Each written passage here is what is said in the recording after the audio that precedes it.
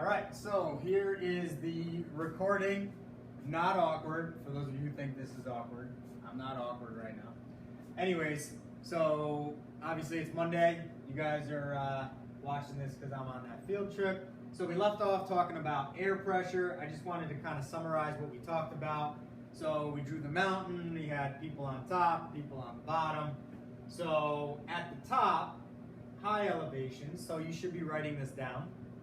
High elevations, decreased air pressure. Why? Due to expanded air particles, less collisions.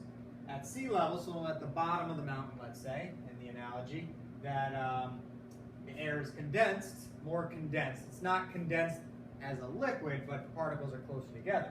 If they're closer together, there's going to be more collisions because there's less space for them to move around without bumping into each other.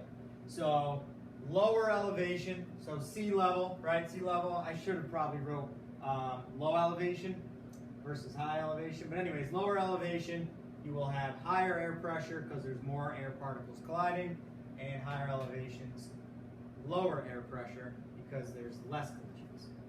So go ahead, I'll give you a little bit more time, write that down.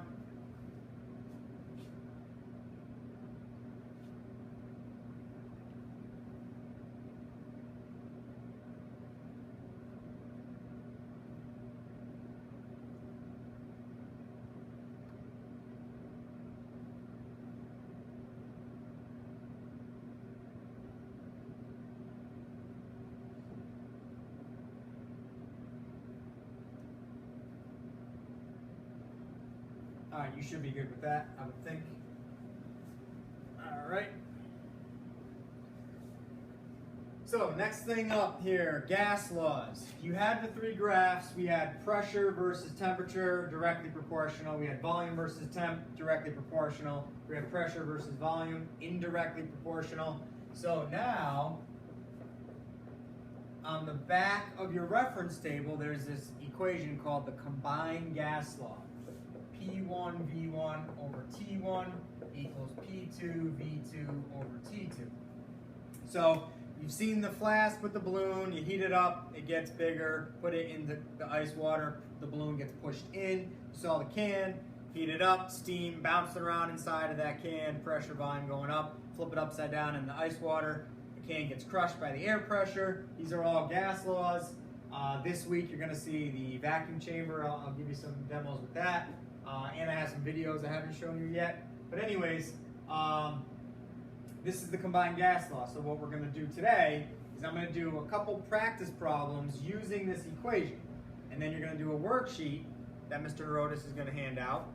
You're going to work on the worksheet, and depending on the time, I'll have another little video explaining how to do that worksheet, kind of going over it with you. But if not, there's no time or I don't get to that, then you can just finish this worksheet up in class. You have another one that's going to be due tomorrow, and we'll go over them in class tomorrow or Wednesday, but we'll go over it eventually. So anyways, this is the combined gas law. All three of those graphs are combined here, okay? So if we hold temperature constant, so that third graph, this pressure-volume relationship is actually an indirect one. As the pressure goes up, the volume will go down. If we hold the pressures constant, this is volume and temp, as volume goes up, temperature will go up. If we hold the volumes constant, pressure goes up, temperature goes up, pressure goes up. So all three graphs, all relationships are kind of in this equation, and that's called the combined gas law. So where you use that is the sample problems. Sample problems are going to be what we use to learn how to use the equation. So let me give you an example because what I'm saying doesn't make sense. All right, so here's a question for you. So write this down. At constant temperature, a sample of helium gas, sample of HE gas, has a volume of 1.5 liters. So 1.5 liters. And exerts a pressure of 1.2 atm.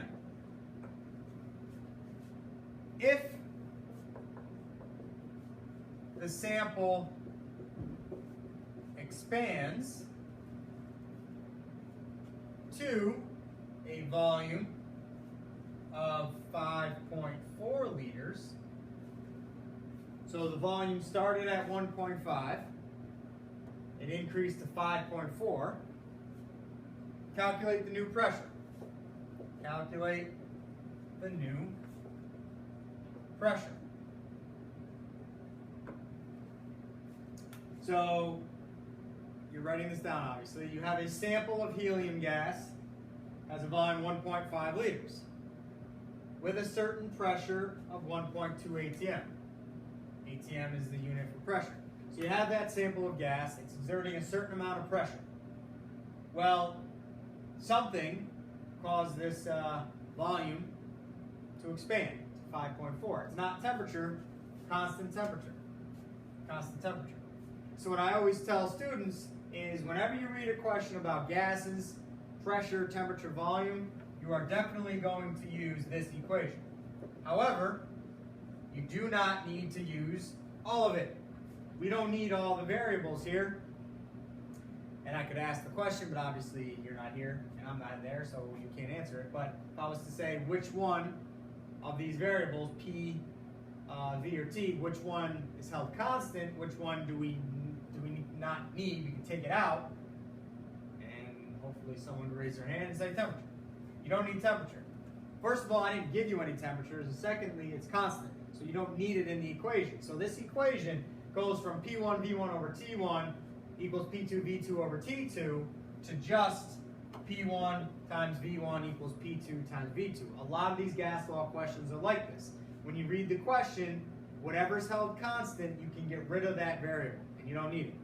So now you go back to the question and you say, all right, at constant temp, all right, a sample of helium gas has a volume of 1.5 liters. So this is the first volume that I came across. So that's usually my V1. So over here, I'm just going to write V1 equals 1.5 liters. I'm going to keep reading.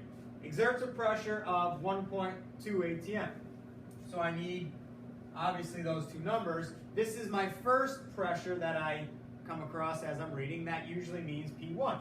So my P1 is 1.2 atm. Keep reading.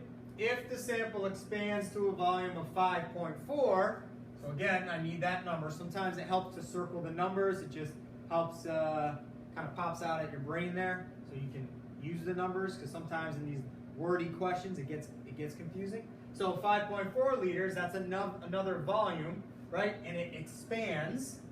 So something different happened. There was a change here. So the volume is 5.4. So that's not my first volume. I already have it. That's my second volume, V2. So V2 is 5.4 liters. Calculate new pressure. That's my P2. So that's the only thing it didn't give me out of these four variables. It didn't give me P2. So P2 is an X or a question mark, but that's what we're solving for. Calculate P2. So now I know my V1, my P1, my V2, and my P2. Oh, sorry, I know my V1, P1, and V2. I don't know my P2, so we're going to solve for that. So again, I'm trying to do it step by step, circle the numbers, reread it, figure out, okay, what's the first information? That's going to be the ones, and then some sort of change occurs. That's going to be the twos, right, the other side. So it changed, it expanded, that's my 2. And now we don't know the new pressure, so we're going to solve. So I'm just going to erase this, so I have more room here. My P1 is 1.2, so it's 1.2 times, that's P1, V1, which is 1.5, 1.5, P1 times V1 equals, P2 is X, so I'm going to put X here, and V2 is 5.4. So I'm going to put 5.4 here, so it's P2, V2. So we know everything except the new pressure. We multiply these two numbers, then divide by 5.4, right? Just simple algebra. And I don't think I have the numbers. Give me a second here. I should have planned ahead. Sorry. 1.2 times 1.5. 1.2 times 1.5. I get 1.8. 1.8 equals x times, what was that again? V2, 5.4. Okay, hold on a second.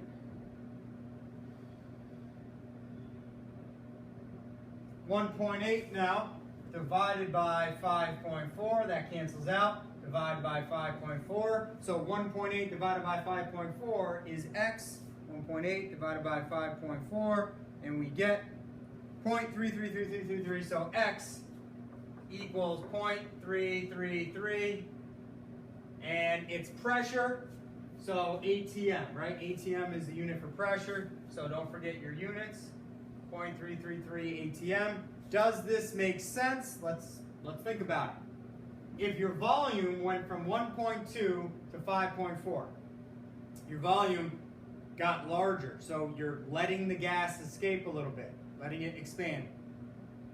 Pressure should go down, right? You're releasing the pressure. That makes sense. It went from 1.2 to 0.3333. So the graph here, right? I'm trying to stay on screen. I think I am. Volume pressure, it's indirect. If your volume goes up, right, higher volume, you have a lower pressure. Pressure will go down. Inverse relationship. So it makes sense. A lot of times when you do these problems, you can think about it after you get the answer related to the graphs. Does it make sense? It does. All right? So I'm actually going to stop there. You'll work on the worksheet, show all your work, okay? Show your work by plugging it in the equation. Solve it. Circle your answer, label your units. All right, we'll see how you do. Again, if there's time, you can, I'll record another video of me going over the worksheet. But if not, just do the best you can, and you'll hand it in at the end of class, and we'll go over it tomorrow. All right. Good luck.